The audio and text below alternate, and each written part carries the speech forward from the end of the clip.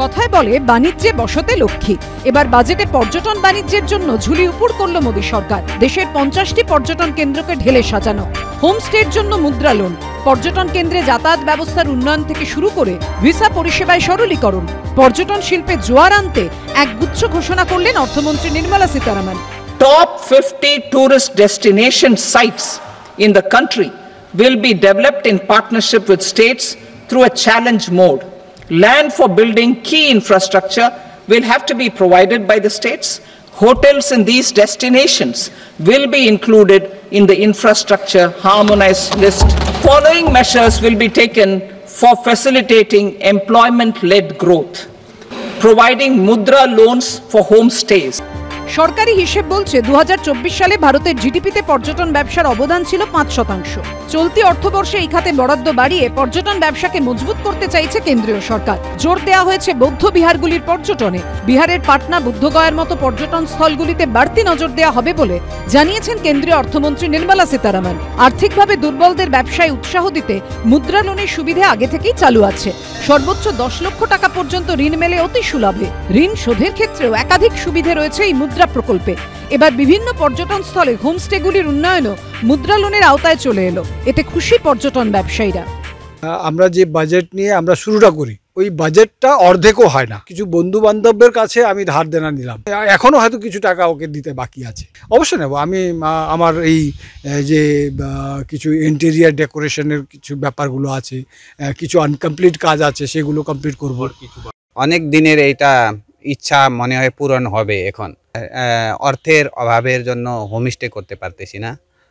Loan চাওয়ার জন্য অনেক জায়গায় গেছি, কোথায় থেকে লোনও ওই রকম ভাবে পাওয়া যায় না। 51টি সতীপীঠের অন্যতম জলপাইগুড়ির বোদাগঞ্জের ভামরি দেবী মন্দির।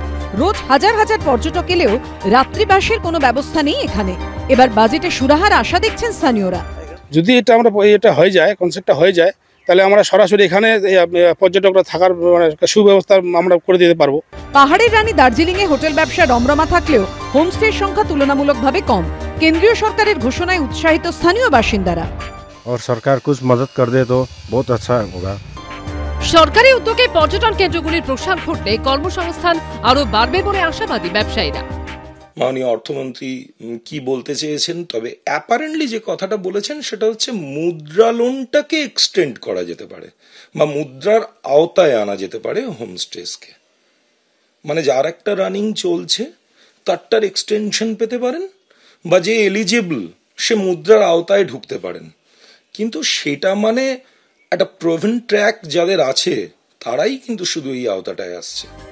পর্যটন শিল্পের পাশাপাশি ক্ষুদ্র, মাঝারি শিল্প এবং স্টার্টআপ সংস্থাগুলির জন্য বরাদ্দ বাড়িয়েছে অর্থমন্ত্রক।